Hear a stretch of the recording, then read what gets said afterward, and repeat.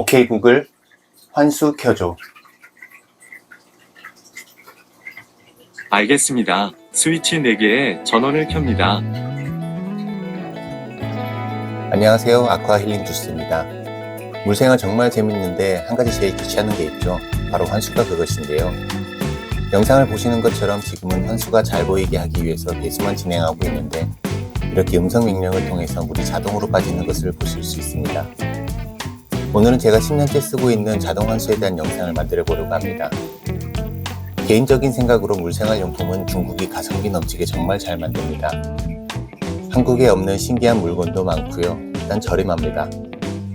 물생활 하시는 분들은 중국 직구를 꼭 필수로 이용해 보시길 추천드립니다. 일단 자동 환수를 하려면 파트를 2개로 나누어야 할 것 같은데요. 급수와 배수가 그것입니다. 급수부터 한번 볼게요. 물생활 하면서 급수 또는 보충수를 채울 때의 포인트는 수조에 새로운 물을 채우는데 얼마나 수조의 평형 상태를 깨뜨리지 않고 물을 공급하느냐입니다. 그러기 위해선 깨끗한 물을 조금씩 채워 넣는 게 아주 중요합니다. 자, 시작은 물을 끓어오는 데서부터 볼 거예요.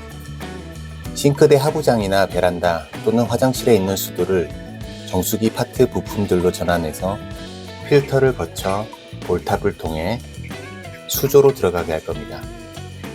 먼저 베란다나 싱크대 밑에 있는 수도를 이런 정수기 어댑터 부품으로 연결합니다. 일반 수도를 정수기 형태의 호스로 변환하기 위한 부품인데요. 수조로 급수할 때는 이쪽 6mm짜리 정수기 호스를 연결해서 사용할 거고, 수도 배관에 연결하는 부위의 규격은 일반적으로 15A 규격이 맞으실 건데 인터넷 검색과 실측을 통해서 부품을 구입하시면 되겠습니다. 저는 직구를 통해 구매했습니다. 연결할 때는 누수를 방지하기 위해 이런 테프론 테이프를 감아서 스패너로 꽉 조여줄 겁니다. 그리고 사용하시는 수도의 형태에 따라 추가적인 부품이 필요할 수도 있는데 저는 베란다 수도에 연결할 거라 기존 수도를 같이 쓰기 위해서 이런 나비 밸브 부품도 추가했습니다. 6mm짜리 정수기 호스로 연결하고 여기에 필터를 연결합니다. 필터의 역할은 수돗물에 혹시나 있을지 모르는 염소나 기타 불순물 등을 거르기 위해 사용하는 거고요. 사람 먹는 물 아니니 저는 직구를 통해 구입했고 이제껏 수조에 아무 탈이 없었습니다. 정수하는 쪽도 파고들면 복잡합니다. 새우 키우시는 분들이 대단하시죠. 관심 있으신 분들은 꼭 공부 한번 해보시길 추천드립니다. 필터에서 나오는 호스를 볼탑에 연결하기 전에 이런 물의 양을 조절하는 장치 하나를 만들어서 연결해 줄 건데요. 한쪽 길은 평상시에 계속 열어두고 사용할 건데 물량을 세밀하게 조절 가능한 밸브가 달려있고 이걸로 수조 내로 아주 소량의 물이 급수되게 해서 물의 온도나 성분 차이로 인한 수조의 변화를 최대한으로 줄이기 위함으로 사용할 겁니다. 그리고 다른 한쪽은 물을 빠른 시간에 많이 채워야 할 때 쓰려고 이렇게 하나의 길을 더 만들었습니다. 생략하고 하나의 볼 밸브로 조절하면서 쓰셔도 상관없어요. 전 편의상 이렇게 쓰고 있습니다. 그리고 마지막으로 이런 작은 볼탑으로 연결해서 수조의 미간을 최대한 해치지 않는 범위 내에서 수조에 항상 걸어둘 겁니다. 볼탑은 연결부가 일체형인 제품들이 좋습니다. 붙여서 만든 제품들은 쉽게 부셔질 수 있어요. 이렇게 볼탑을 연결하면 급수 쪽은 끝. 혹시나 수조가 많으면 T자 커넥터와 볼탑만 추가해서 모든 수조에 연결해놔도 아주 편리합니다. 이렇게 급수 시스템만 갖춰놔도 자연 증발이나 아니면 사이펀으로 물고기 똥이나 이끼, 사료 등의 찌꺼기를 뺐을 때 아니면 환수코자 물을 뺐을 때 물이 자동으로 채워지니까 환수의 부담이 훨씬 덜하고 굳이 수조마다 상시 연결이 아니라 이런 급수 시스템 하나만 갖춰놓고 필요한 수조마다 옮겨 매달아서 급수하시면 물을 미리 받아 놓는다거나 약품을 풀어야 되거나 아니면 환수하다가 깜빡해서 집안을 한강으로 만든다거나 하는 수고를 덜으실 겁니다. 다음은 배수를 어떻게 하고 있는지 알아볼게요. 배수는 지금 설명하는 방식에 앞서서 제가 과거에 오버플로우 방식이나 사이펀 원리를 이용한 방법도 써봤는데 얘들은 다른 별도의 부가장치를 사용하지 않아도 되는 장점은 있지만 사용하면서 이끼나 찌꺼기들이 발생하고 이 장치에 껴서 꼭 잦은 유지보수 작업이나 확인이 필요하더라고요. 우리는 또 이런 귀찮은 거 싫어합니다. 제가 쓰고 있는 방법은 확실하지만 제약 조건이 하나 있는데 바로 외부 여과기가 필요합니다.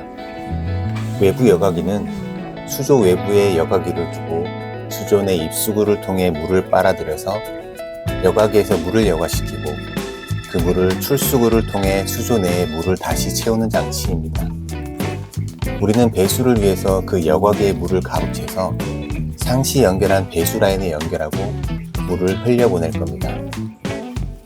그래서 일단 외부 여과기를 하나 조립할 거고요. 참고로 외부 여과기도 직구를 했는데 이게 문제가 중국에서 쓰고 있는 전력이랑 한국에서 쓰고 있는 전력이랑 헤르츠가 다르다고 합니다. 헤르츠가 다를 경우 모터에 돌아가는 데 영향이 있다고 하는데 저는 중국 외부 여과기를 사용하면서 문제가 됐었던 적은 사실 없습니다. 문제가 되면 여과기 안에 신나게 돌고 있는 임팔라라는 부품의 날개를 좀 잘라야 되고 뭐 그렇다고 하는데 이건 개인이 한번 잘 알아보시고 사용하시길 바랍니다. 여기에 아웃쪽 호수, 즉 여과가 되고 나가는 물을 가로채기 위해서 여과기 호수에 T자형 밸브를 하나 끼울 겁니다. 여과가 되고 나가는 쪽에 물을 배수하는 이유는 깨끗한 물을 사용해서 찌꺼기 등으로 배수 호수가 막히지 않게끔 하기 위함이에요. 급수할 때보다 직경이 큰 10mm 정수기 호수를 저는 사용하고요. 해당 호수는 내경이 6mm라 이런 밸브를 직구를 통해 구입했습니다.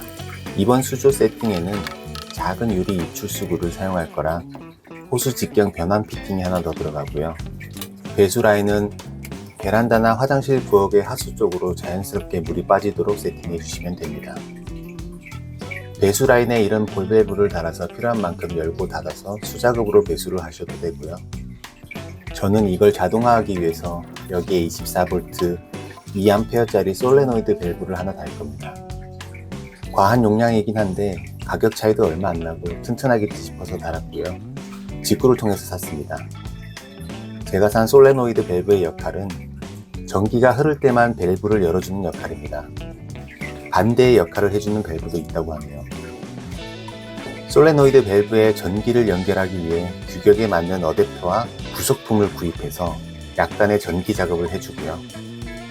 이제 이 밸브의 전원을 이런 스마트 플러그에 연결해줍니다.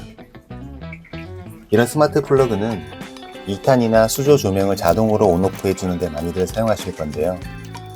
이걸 쓰는 이유는 제조사의 앱을 통해 스케줄 관리가 가능하기 때문입니다.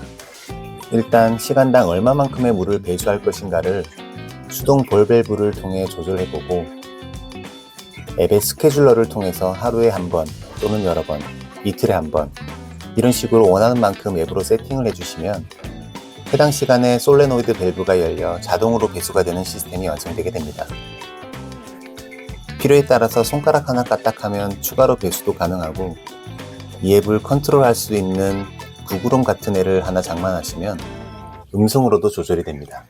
오케이 구글 20큐브 환수 켜줘. IoT 세상 알겠습니다. 20큐브 환수의 전원을 켭니다. 수조 내에 입수구가 막히거나 유량의 변화가 있으면 배수량의 변화도 있으니 그걸 감안해서 몇 개월에 한 번씩 입출수구 청소 정도의 유지 보수만 해주시면 됩니다. 추가로 앱을 통해 로그를 확인할 수 있고 이를 통해 배수가 잘 되고 있는지 확인도 가능합니다. 오프 스케줄은 혹시나 환경적 영향으로 명령이 안 됐을 때를 대비해서 여러 번 걸어두시면 좋고요. 이제 수조 저면에 남은 사료나 물고기 배설물 등을 스포이드나 사이폰으로 빼주시는 작업만 따로 하시면 배수는 세팅해 놓은 스케줄 시간마다 자동으로 되고 급수는 조금씩 상식이 이루어져서 환수에 대한 걱정은 정말 하나도 안 하셔도 됩니다. 긴 영상 시청해 주셔서 감사하고요. 구독과 좋아요 한 번씩만 부탁드리겠습니다.